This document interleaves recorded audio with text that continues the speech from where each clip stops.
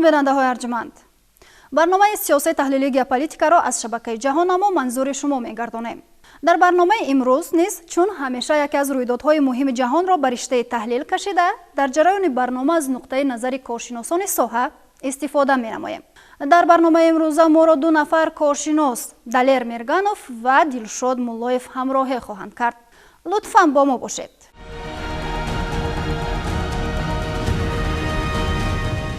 اشرف غنی پرزیدنت و عبدالله رئیس پیشین اجرایی حکومت افغانستان روز 17 می قرارداد سیاسی را امضا کردند که بر پایه آن دکتر عبدالله ریاست شورای عالی مصالحه ملی را به عهده گرفت. عبدالله در دولت افغانستان شخص دوم خواهد بود و روند گفتگوهای صلح را راهبری خواهد کرد. اینچنین دو جانب راضی شدند که 50% اعضای حکومت آینده افغانستان از حساب طرفداران عبدالله تعیین شود. Мы победили в этом туре выборов без всяких сомнений, это бесспорно. Мы признаем вчерашние выборы честными и легитимными и будем терпеливо ждать окончательных результатов.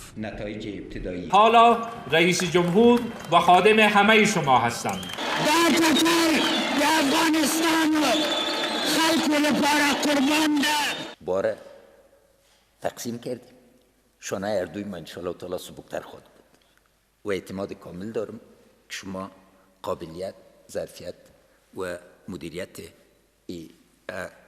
آرزوی بزرگ مردم افغانستان داریم. امروز برای مردم افغانستان، مردمی که در شرایط سخت و دشوار به سر میبرند به خاطر ادامه جنگ از یک طرف و بحران کرونا از طرف دیگر که انتظار داشتند که در داخل افغانستان صفوف با هم نزدیک شود، شاید یک خبری خوش باشد.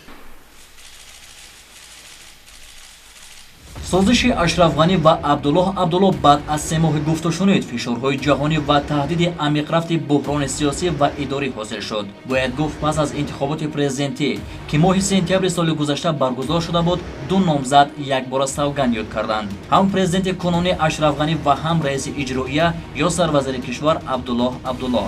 جنجال‌های سیاسی در افغانستان بعد از آن اوج گرفت که کمیسیون مستقل انتخاباتی محمد اشرف غنی را برنده انتخابات اعلام کرد. کمیسیون گفت که غنی با دست آوردن 50.6% آوازها غلبه کرد، اما عبدالله این نتیجه را قبول نداشت. از ماه مارس وقتی که غنی و عبدالله همزمان مراسم سوگندی‌کنی را برگزار کردند، سیاستمداران کوشش کردند که آنها را به موافقت برسانند. حالا آنها سازشنامه به امضا رسانیدند که طبق آن غنی پرزیدنت باقی میماند، اما عبدالله حق دارد که نصف وزیران و سفیران را به غنی پیشنهاد کند و تعیین نماید. میخواهیم هر چی زودتر کشور ما امن شود.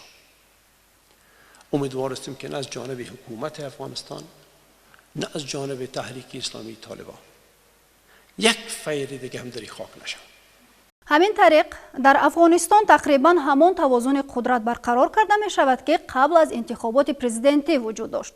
در صورت برقراری گفت و شنید با طالبان، روند مذاکره را عبدالله نمایندگی می کند. لطفاً در آغاز بگویید که ریاست شورای عالی مصالحه ملی چگونه نهاد است و اکنون افغانستان چگونه اداره می شود؟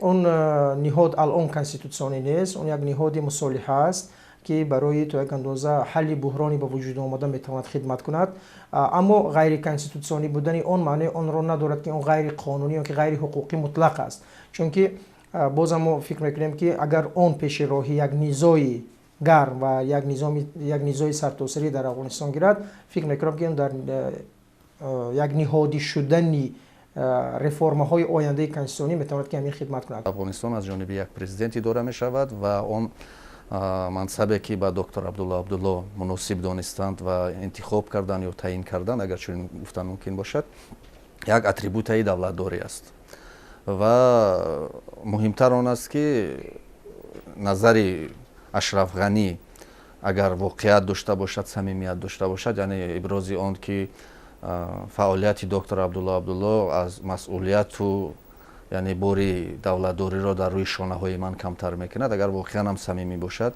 من باوری دارم که در این سمت دستاوردهای قابل توجه روی کار میآیند. مهمش آن است که یعنی که بعد دو پرزیدنتی خاتمه داده می شود و شاید تصمیم های جدی گرفته شوند. در متن توافقنامه سیاسی که دو طرف امضا نمودند ذکر شده است که شورای دولتی از حساب چهره های مطرح و با نفوذ کشور ташкил мешавад ва ба президент машвара медиҳад. лутфан бигӯед ки будани шӯрои давлатӣ дар баробари шӯрои мусолиҳаи миллӣ оё зарур аст ва умуман ин чӣ гуна шӯро хоҳад буд? моҳиятан ин як нав зуҳури қувваҳои сеюм аст.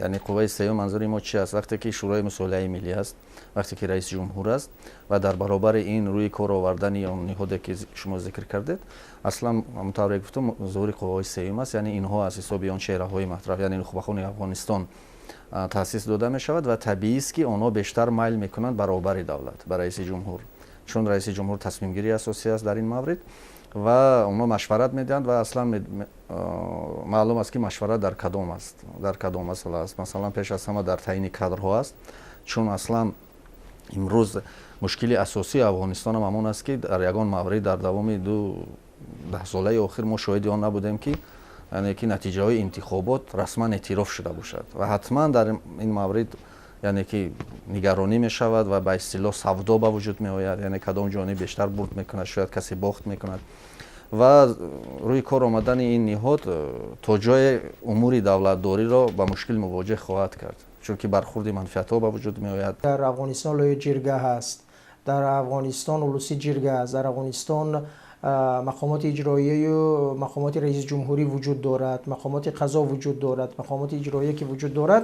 фикр мекунам ки созмон додани ин гуна шӯроҳое ки ба истилоҳ шӯрои давлатӣ бошад ё ки шӯрои мусолиҳаи миллӣ бошад, онҳо албатта як ниҳоди муайяни машваратӣ метавонанд ки маънидод шаванд. мо хуб медонем ки таҷрибаи Афғонистон на ҳамин он навгониҳое ки роиҷ ҳастанд қобили қабул мешуморад. яъне ки таҷрибаи Афғонистон дигар аст, он назарияҳо ё ки он теорияҳое ки вобаста ба мусолиҳаи миллӣ пешниҳод мешаванд, онҳо на ҳамавақт ба дардхӯр ҳастанд. яъне ки фикр мекунам ки ин то як андоза консерватсия кардани ҳамун низоъ аст, яъне ки рӯйпӯш кардани низоъ аст ва бозам ба ҳамун фикри коршиносон ин шӯро наметавонад он нақши мондагор ё ки як нақши калидие дар мусолиҳа дошта бошад. албатта шӯрои мусолиҳаи миллӣ ин чизи дигар аст, аммо шӯрои давлатӣ дар он вакууме ки вуҷуд дорад кадом нақши иҷро мекунад? тавре маълум зарфи 6 соли гузашта ҳам ҳамин ду нафар Афғонистонро идора мекарданд.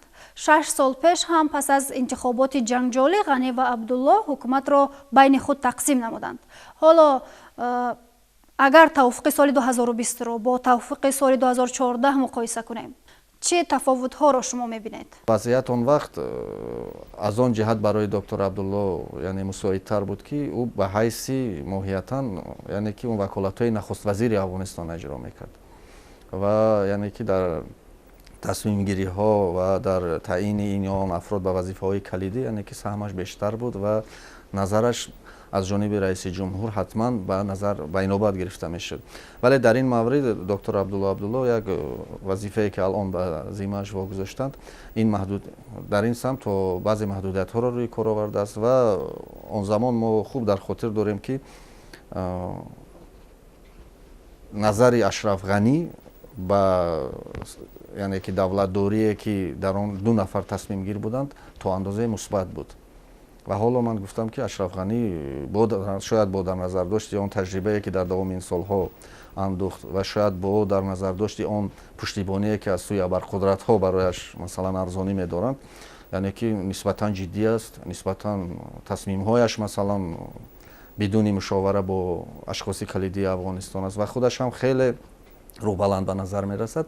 аз ин нуқтаи назар яъне ки идоракунӣ ман муътақид ҳастам ки бевосита бо аз ҷониби роҳбари давлат яъне президенте ки расман эътироф шуд ва она доктор Абдулло бо имзои тафовуқ яъне ки эътироф кард, аз ҷониби ҳамон амалӣ мешавад. соли 2014 тарафҳоро гурӯҳҳои беруна ба мусолиҳа оварданд, яъне ки фаразан амрико ва иттифоқчиёни он то як фишори маънавӣ, як фишори равонӣ болои ин ду чеҳра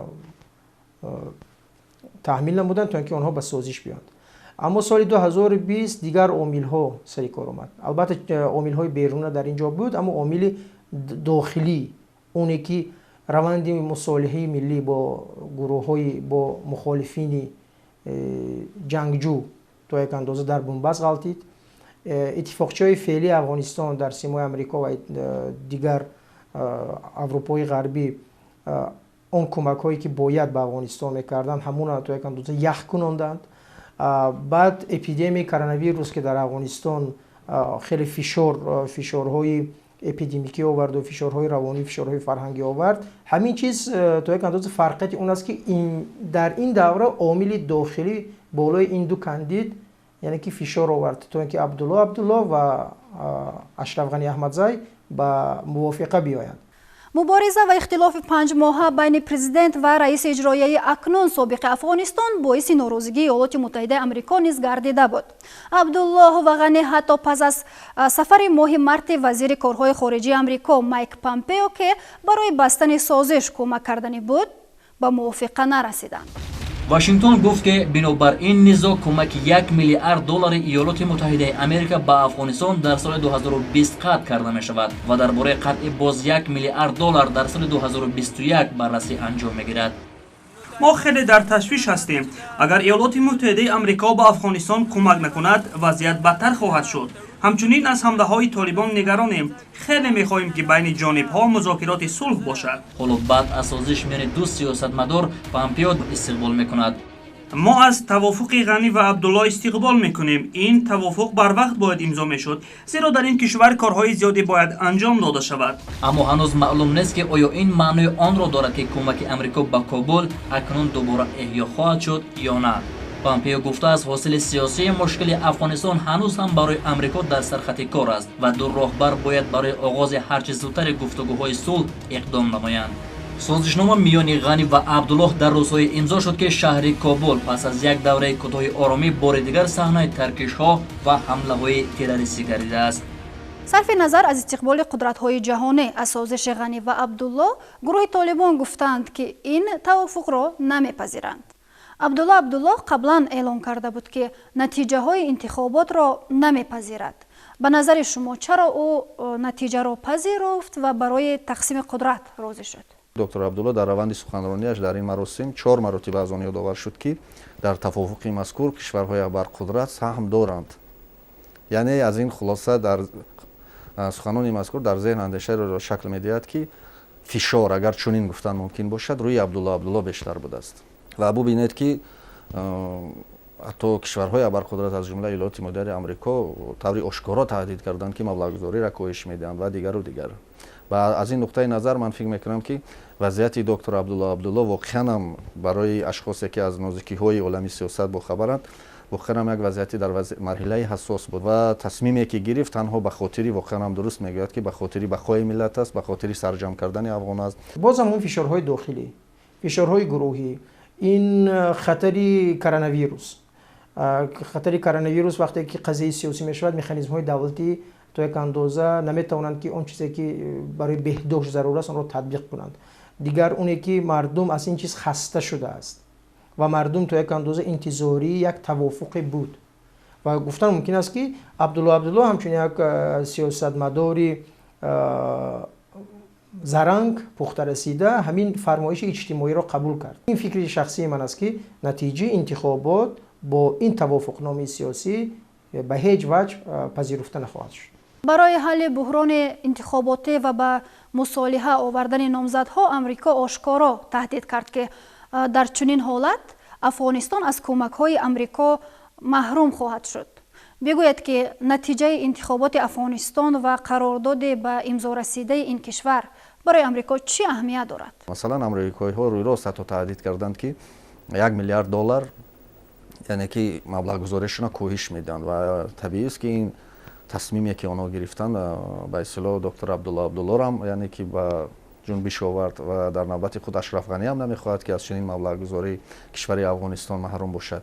و جنبه دیگر آن است که امروز ایالات متحده آمریکا در پس منظر ظهور کرونا ویروس یعنی مشکلات خیلی زیاد دارد و مشکلاتش خیلی زیاد است و از این نقطه نظر مشکلی که افغان ها روی کار آوردن یعنی که دو پرزیدنتی در کشور برای آمریکا در شرایط کنونی لازم نیست. آینده افغانستان برای آمریکا با در نظر داشت موقع جغرافیایش خیلی مهم است چون که افغانستان дар ҳамсарҳад бо кишварҳои осиёи марказӣ аст, дар он минтақае ки нуфузи русия бештар аст ва бо дар назар дошти он пойгоҳҳое ки масалан амрикоиҳо дар Багрон бунёд карданд дар дигар минтақаҳо бунёд карданд, бо дар назар дошти он маблағгузорие ки амрикоиҳо барои Афғонистон карданд, ман бо итминон гуфта метавонам ки амрикоиҳо ба ҳеҷ ваҷ ояндаи наздик аз Афғонистон бурун намераванд, аз дахолат ба масоили давлатдории Афғонистон даст намекашанд. масъалаи Афғонистон яке аз масъалаҳои матраҳи доктрини пеш аз интихоботӣ дар сиёсати хориҷии ҷаноби Трамп буд ва агар то мобайни тобистон агар як таҳаввулоти хосе сурат гирад ва давлат бо мухолифини худ сар як мизи гуфтагӯ бишинанд, агар ин метавонад ки холҳои сиёсии дохил барои электорални замини электоралии Иёлоти Муттаҳидаи Амрико барои ҷараёни интихоботӣ ва пирӯз шудани президенти феълии Иёлоти Муттаҳидаи Амрико хизмат кунад. Ин як ҷанбаи тактикӣ аст, тактикии миёнамуҳлат. Аз нуқтаи назари дарозмуҳлат ин то як андоза барои Амрико ҳамчун ҷанбаи имиҷ ё ки барои нуфузи Амрико хидмат мекунад ки фаразан 40 сол дар Афғонистон ҷанг давом кард ва амрикоиҳо омаданду дар инҷо сулҳ карданд ё ки ҳамин ҷараёни сулҳа ҳиҷ набошад таҳрик доданд ки инам барои нуфузи геополитикии Амрико метавонад ки як хидмати хеле мусбит дошта бошад. Дигар масъала он аст ки Амрико дар инҷа метавонад ки ҳамчун як намунаи возеҳи ба ҳам овардани дигар гурӯҳҳоро таҷриба кунад ки агар дар Афғонистоне ки 40 сол ҷанг рафтааст, 40 сол масалан низоъ байни гурӯҳҳои мушаххас буд, агар сулҳ шавад, фикр мекунам ҳамин модели афғонистонӣ хеле роҳат метавонад ки барои дигар қутбоҳои ки дар онҷо ҷанг рафта истодааст, фаразан дар Африқо, фаразан дар Амрикои ҷанубӣ, дар шарқи миёна, ҳамин метавонад ки ҳамчун як модели хеле созанда хидмат кунад. дар моҳҳои охир мақомоти Афғонистон талош доранд музокироти сулҳро бо Толибон оғоз намоянд. музокираи 1.5 солаи Амрико бо Толибон 29 феврали имсол бо имзои тавофуқнома дар Қатар ҷамъбаст шуд ва бояд 10 рӯз пас аз он музокираи давлати Афғонистон бо Толибон шурӯъ мешуд. Аммо то ҳол шурӯъ нашудааст. сабаби қатъ гардидани раванди сулҳ мушкилоти мубодилаи маҳбусон буд ки Толибон қаблан бо мақомоти Иёлоти Муттаҳидаи Америка мувофиқа карда буданд. озодии ҳамзамони маҳбусон аз ҷониби ҳарду тараф бояд ба созишномаи сулҳ наздик мешуд, аммо Толибон гуфтанд ки мақомоти Афғонистон иҷрои уҳдадориҳояшонро ба таъхир андохтанд ва Кобули расмӣ Толибонро ба пешниҳоди талаботи ғайривоқеӣ муттаҳам кард. Амрико дар моҳи феврали имсол қарордоди сулҳ бо Толибонро имзо кард ки бар асоси он ҳукумати Афғонистон 5000 толибро дар ивази 1000 зиндонии ҳукуматӣ озод мекунад. Толибон ба Амрико ваъда доданд ки хушунатҳоро коҳӣ шуда робита бо гурӯҳҳои террористиро қатъ мекунанд, вале бо вуҷуди пешрафтҳо дар бахши иваз кардани зиндониён нишонаи аз коҳиши хушунатҳо дар амал дида намешавад.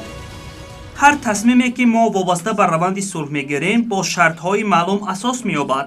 ҳамин тавр ин раванд агар мо пештар қадам неҳем идома хоҳад ёфт. аз замоне ки ҳукумати Толибон дар Афғонистон сарнагун карда шуд 19 сол мегузарад ва дар ин муддат онҳо бо нерӯҳои хориҷӣ аз 28 кишвар ва нерӯҳои ҳукумати Афғонистон дар ҷанг ҳастанд. дар 19 соли ҷанг аввалин бор аст ки ин гурӯҳи ҷангҷӯ бар асоси музокира ақаллан барои коҳиши хушунатҳо ризоят дода буд, аммо таи чанд ҳафтаи охир хушунатҳо боз афзоиш дод ва ба нерӯҳои давлатӣ дар вилоятҳои гуногун ҳамла мекунад. тавре маълум бо тӯл кашидани масоили интихобот раванди сулҳ ҳам бо Толибон қатъ гардид ва музокираи байни афғонӣ то ҳанӯз оғоз нашудааст. акнун умед ба ин музокира ба вуҷуд омад? умед вуҷуд дорад, вале ман мутмаинам ки дар ин самт мушкилиҳои нав рӯи кор меоянд, чун шӯрое ки роҳбарияша ба зиммаи доктор Абдулло вогузор карданд, яке аз самтҳои фаъолияташ ин музокира бо Толибон аст ва Толибон бо дар назар дошти воқеоти ахир, ҳаводиси ахир, яъне ки ду президентӣ, манзури ман он аст ки ҳам инаугурация масалан доктор Абдулло ва ҳам инаугурация Ашраф Ғанӣ ва он ҳамлаҳо, таҷоҳуми иттилоотие ки ҷонибҳо нисбати якдигар карданд ва он таҷоҳуми лаҳние ки масалан ҳам доктор Абдулло нисбати Ашраф Ғанӣ раво дид ва ҳам Ашраф Ғанӣ нисбати доктор Абдулло, яъне аз ин Толибон бурд карданд ва то андозаи холҳои сиёсиам ба даст оварданд ва бубинед ки оно тавонистанд ки баъзе ба истлоҳ суханони худро, яъне гапи худро дар умури давлатдории Афғонистон гузаронанд ва то андозае комёбам шуданд ва ман фикр мекунам ки то андозае то шакл гирифтани фаъолияти шӯрои мусолиҳаи миллӣ дар ин самт баъзе оқибмониҳо яъне баъзе монеаҳо рӯи кор меояд, вале ба ҳар сурат бо дар назардошти он ки ҳамид карзай яъне ки дар ин самт чеҳраи калидӣ аз нав зуҳур кард, бо дар назардошти он ки Ашраф Ғани президенти ягона аст, яъне тасмимгирандаи асосӣ аст ва ман метавонам гуфт ки дар ин самт шояд дар ояндаи наздик, яъне дар марҳилаи кунунӣ не, дар ояндаи наздик баъзе пешравиҳо рӯй кор. мехоҳам ки хеле дар ин ҷода хато кунам, аммо ҷараёни мусолиҳаи миллии Афғонистон ин як ҷараёни бумбаст аст, як ҷараёне ҳаст ки имрӯз норавшан аст, як ҷараёне ҳаст ки бидуни як консепсияи мушаххас, бидуни як доктрини мушаххас амалӣ шуда истодааст мутаассифона. ва он чеҳраҳое ки имрӯз бояд миллата муттаҳид мекарданд, ҳамчун мухотаб соҳиб эҳтиром мебуданд бо он гурӯҳ, ҳамин гуна чеҳраҳо алон дар Афғонистон каме андаркаманд ва онҳо низ дар ҳамин раванди сулҳ иштирок надоранд, ё ин ки намемонад ки иштирок кунанд.